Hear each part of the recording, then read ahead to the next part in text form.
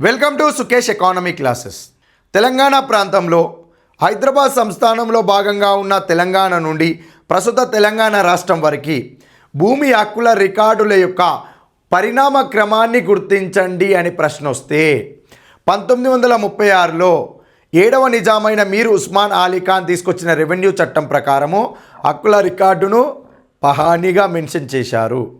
1948 revenue చట్టం ప్రకారము హక్కుల రికార్డును కాస్రా పహానీగా మెన్షన్ చేశారు. 1971 రికార్డ్ ఆఫ్ రైట్స్ యాక్ట్ అనగా Pattadar passbook title deed act ప్రకారము హక్కుల రికార్డుగా 1B రిజిస్టర్ని పొందుపరచడం జరిగింది. 2020 ధరణి చట్టం ప్రకారము హక్కుల రికార్డుగా ధరణి పోర్టల్ని పొందుపరిచారు.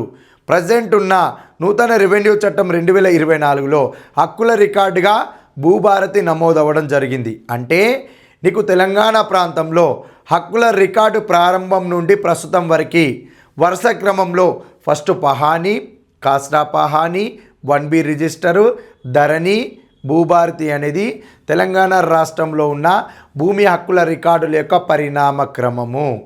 Thank you.